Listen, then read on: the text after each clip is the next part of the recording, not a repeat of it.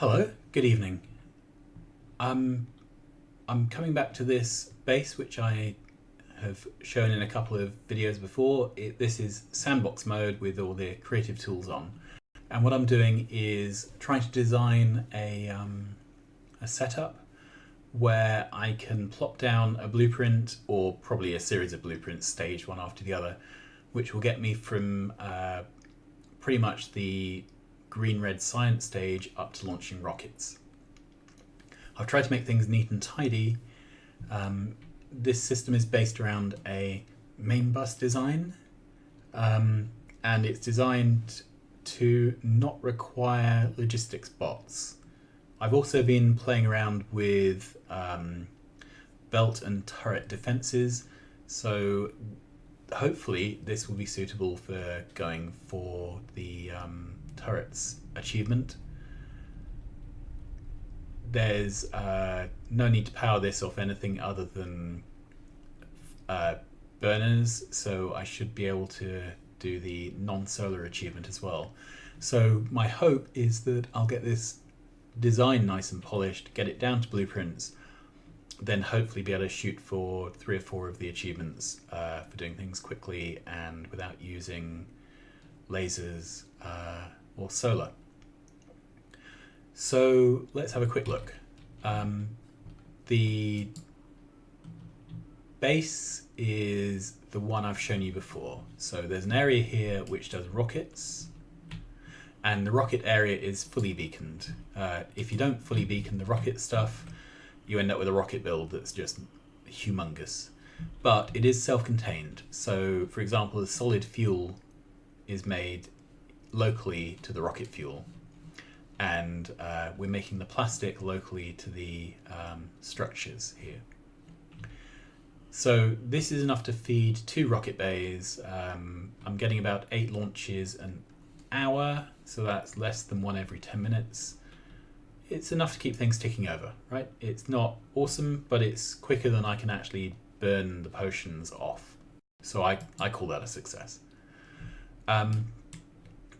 This bus design, just to recap, I'm using hazard concrete to mark out different things on belts. So this is the potions area, and the potions area, obviously there's 4 different belts, so it herringbones. This is the iron plate area. I have lots of iron plates. So I have 3 lines of iron plates here. There should be 3 going the same way. And then there should be 1 going the other way, because this is our coal line. So let's just, not quite sure how that slipped through. Everything's designed on here so that it is the absolutely minimum possible belt. And in the cases where I couldn't even fill a yellow belt, I've got half lanes. It's really, as far as possible, let's save all the materials. I've gone through with inserters as well, and used the lowest tier inserter, which would work. Okay, so this is the end of the research area. At the end of the research area, we have the research pods, the labs. So the lab design, I'm doing belt weaving. I've got reds interleaved with yellows, red, yellow. And this design here lets you fit all 3 of your mixed belts. So that's 6 potions plus the space science, that's 7. So we've got 4 belts running here. We use the stacked long inserters to feed them. The labs are 2 deep, and then really depending upon what you are researching, this is either overkill for the labs or everything backs up. And I'm completely mystified as to what's the case for which. Okay, let's run this through. I've gone for some aesthetic choices, as you can see, which aren't always functional. All right. So then we have our maker area. So the first maker is the press Alt, there we are. So this is your standard thing. We make just more gears than you can shake a stick at. That then becomes belts. When you start making your blue belts, it does actually use all of these gears to the point where it's tempting to put some beacons and productivity modules around to speed things up. Anyway, we make blues. We've got some lube coming in. I'm using the creative mode mod. So this is a fluid producing thing. In real life, there'd obviously be a pipe running down. So after we've made our belts, we make our inserters, because they basically just need gears as well. And then a few things you need early game. So labs, your mining drills, and your tier 2 fabs. That I'm making the tier 3 fabs here as well, because they need the 2s, and this has access to a split red-green line of circuits. Repair packs, and that's it. Okay, so that's all the things you can make without needing steel at all. Most of the things. So here we make most of the rest of the things. This is our stuff which needs gears and pipes. So everything on this area can be made with gears. The things here, everything which requires, well, most things require gears and pipes, or pipes. So we make our pipes and our undergrounds, then stone furnaces which are needed for the boilers. Remember, steam all the way requires lots of boilers. Then we make our tanks, which allows us to make our fluid wagons. Make some track, and then that's the last time we need stone. Then various items for electricity, because they need a line of copper. Oh, I should have said, yeah. So I'm bringing in the gears and pipes on this side. I'm bringing in a line of copper this side.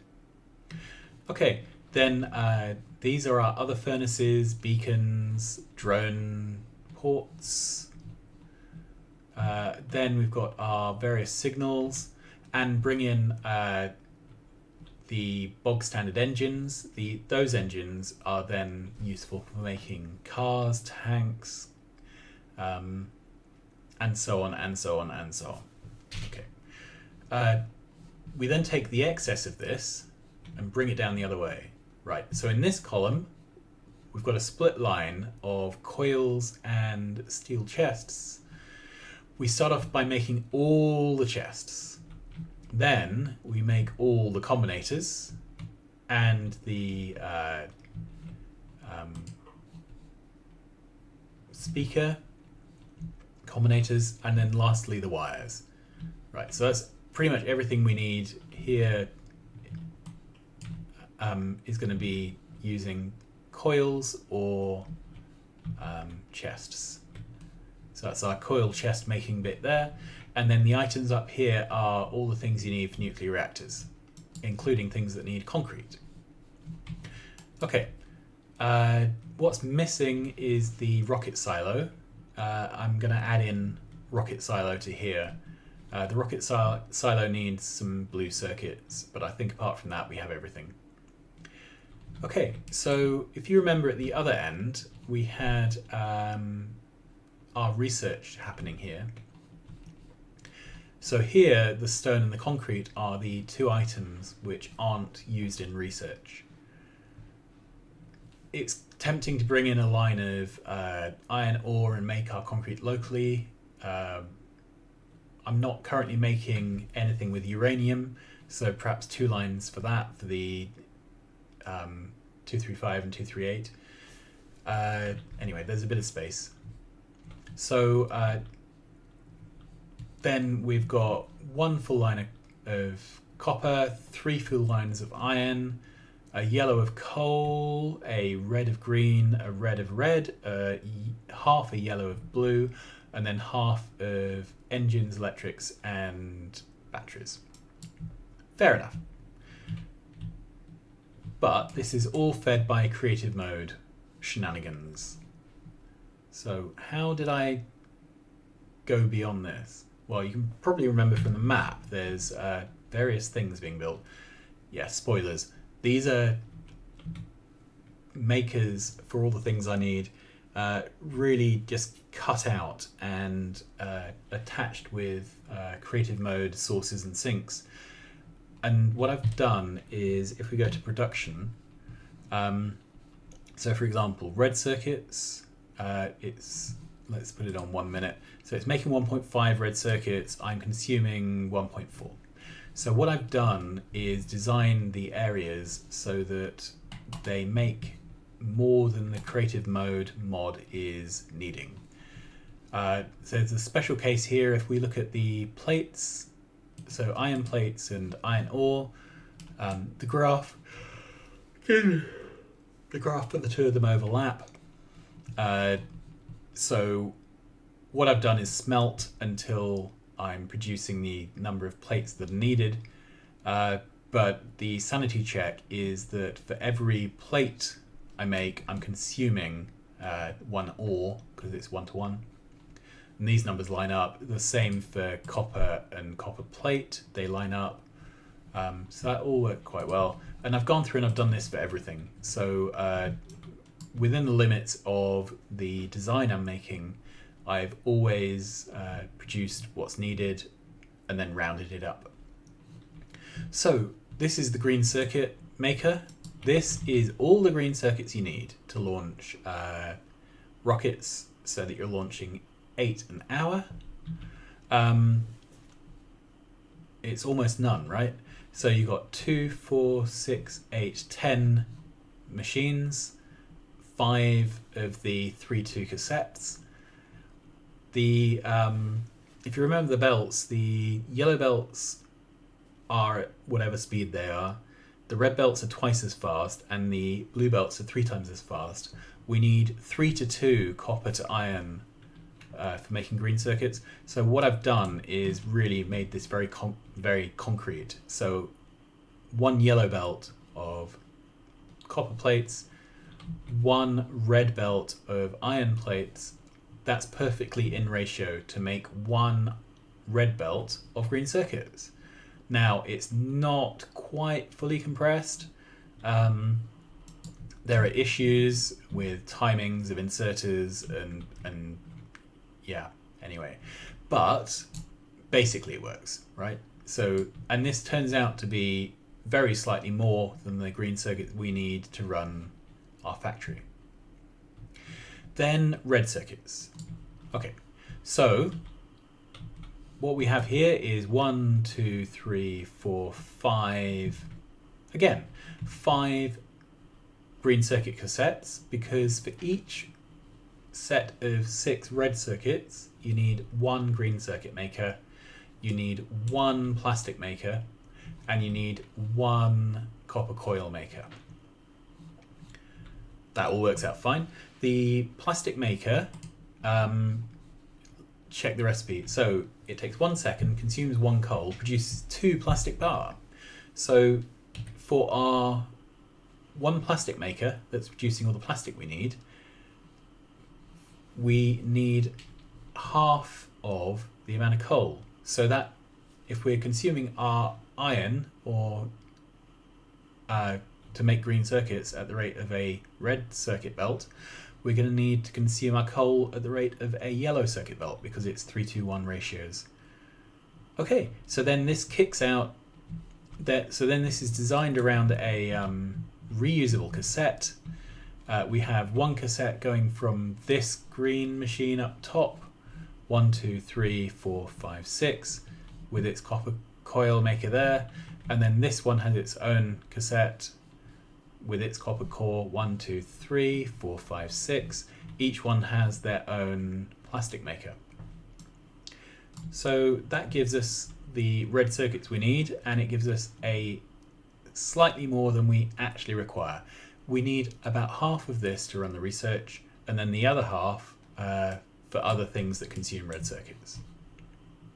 Okay, next, let's go down and see if we can find... Yeah, there we are. Okay, batteries. So batteries is dead simple. You just put in your plates and you get out batteries. The build here is producing about 300 batteries a minute.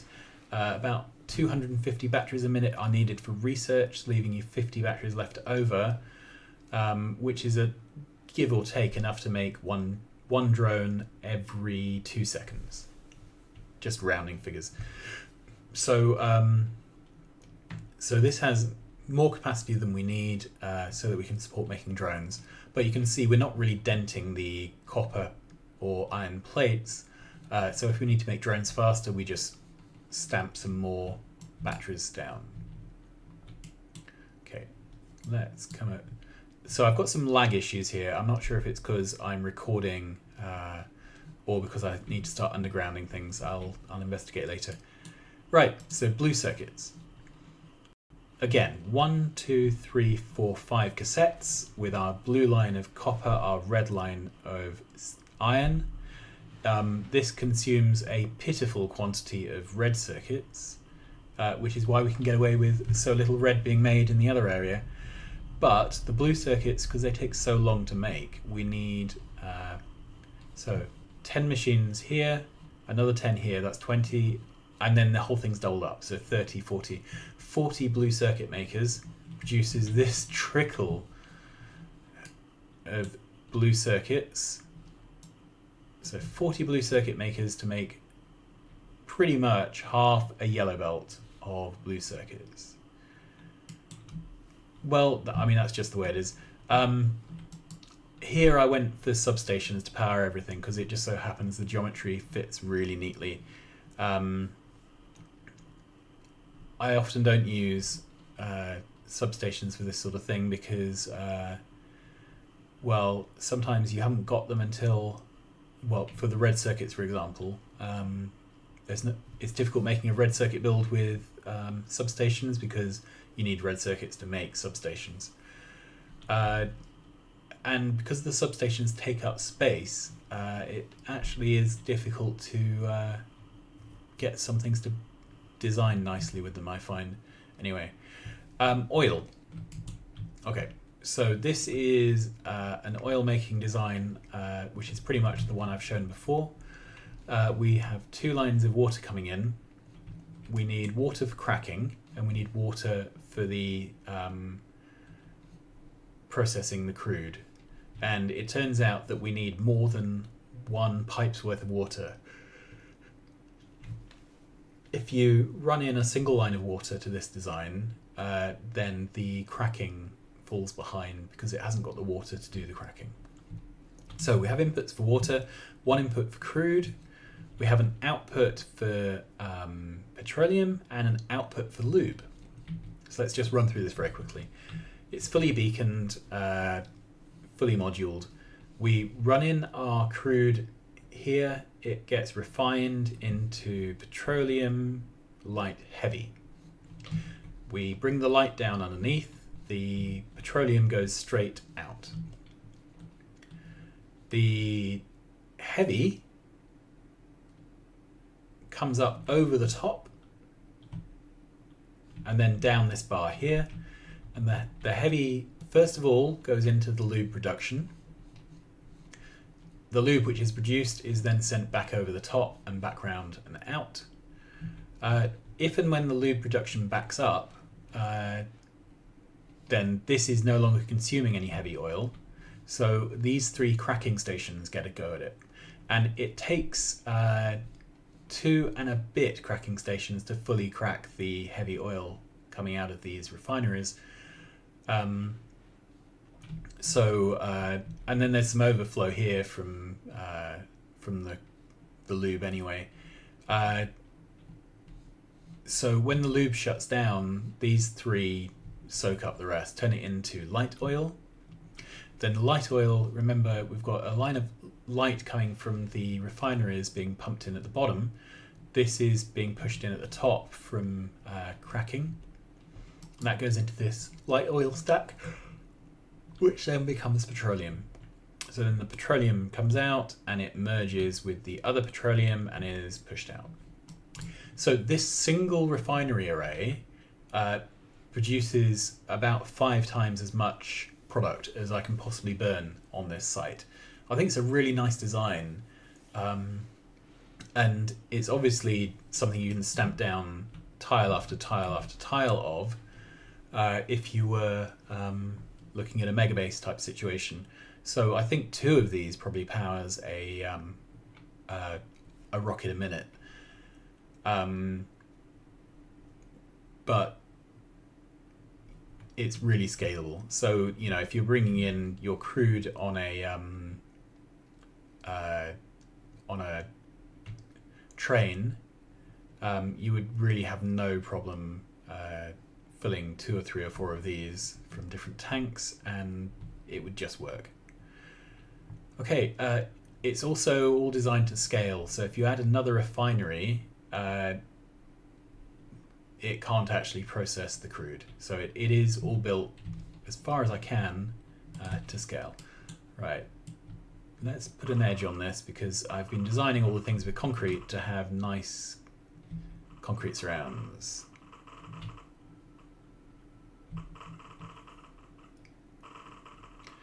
I'm using the creative mode construction bots.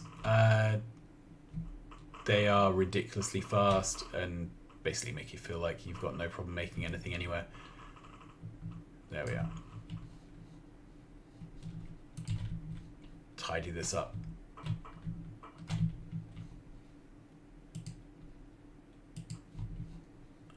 I've been putting corners on things as well. There we are.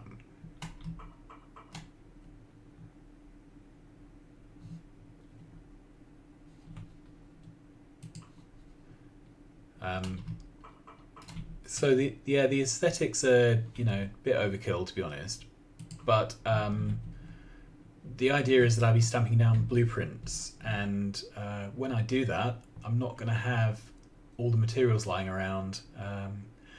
So I'm using the flooring partly as documentation, so I can figure out what's going on. Okay, so then the last thing is the smelting.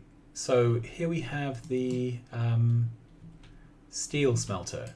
So it's huge, isn't it? What we're doing here is we're smelting a full line of ore.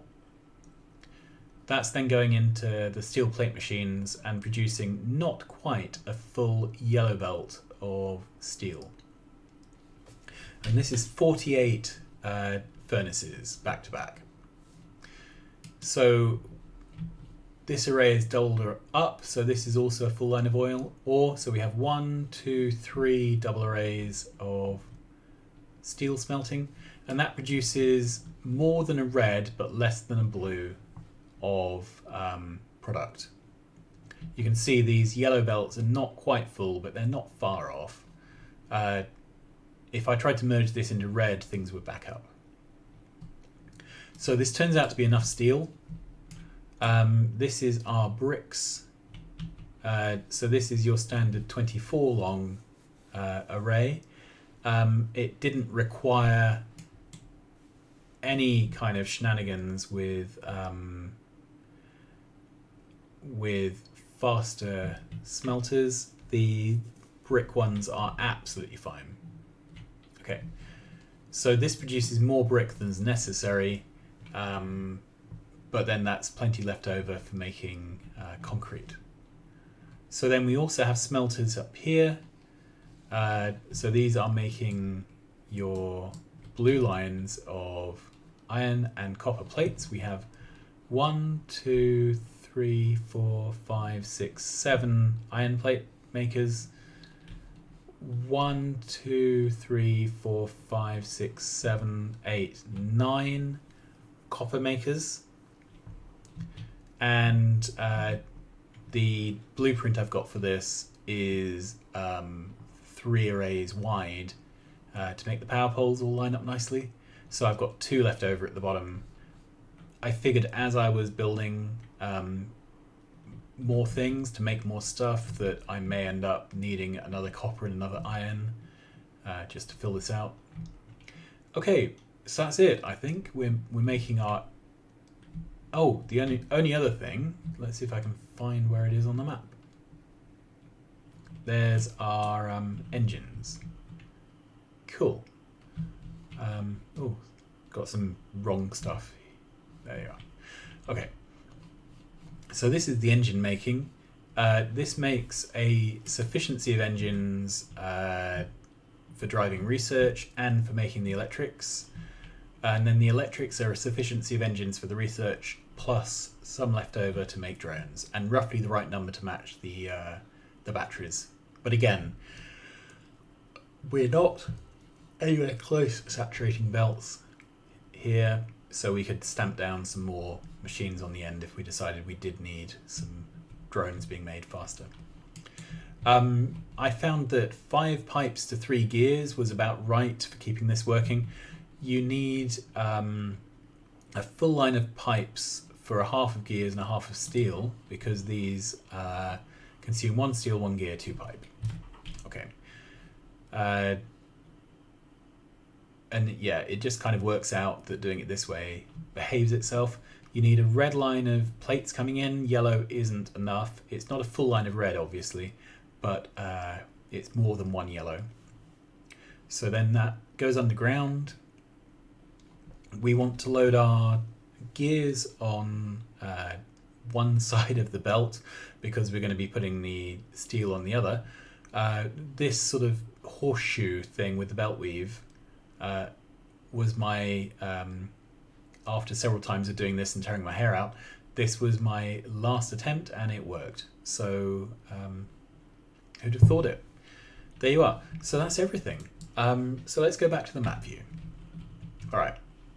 So the bus is at the top and it's split into 2 areas, well, 3, I guess. Make everything, then there's the vanilla research, and then there's the rocket science. So at the moment, this is all fed by creative mode stuff. Then below here, we have the cookie cutter parts to supply this with actual product. So green circuits, reds, blues, smelting arrays, steel smelting, bricks. And it's really tempting to start to place these running below the bus because, you know, I don't want to build which is almost infinitely long. And it kind of looks, if you squint, like if you were to cut and paste these out and place them below, that they'd roughly pack the same area. Obviously it won't be exactly the same, but I think it might be close enough. So I think that's probably what I'm going to have a go at doing. You can see some attacks coming in. The walls here are guarded by turrets. Right, so let's zoom out and see if that helps. Yeah, here we are. So it's belted, and then periodically there's artillery. Of course, now I can't find any artillery. Here we are, some artillery. So we have artillery and just red ammo on a dumb wall. So this would be fine for the non-lasers thing. So I've been playing around with these wall designs as well and just convincing myself that they do actually work. I'm hoping to play a game where basically I take this as a series of blueprints, stamp it down, see if I can get my 8 hours award, see if I can get my no lasers and my no solar. Look, that's a big pack there. All right. Yeah, they're not really surviving, are they? So maybe when beer moths come in, that would be an issue, but if I can do the whole thing in 8 hours, there won't be any beer moths, so it's all fine. So that's it, pretty much. Thanks for watching. Next time, hopefully I've made some progress stitching this all together. Let's just watch a rocket go, and then I'll sign off.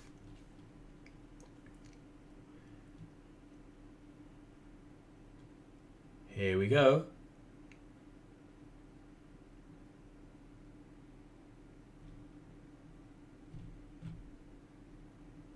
And there goes the rocket. Can't even chase it in this mode. There we go. All right. Well, thanks for watching. I'll see you again soon, and stay safe.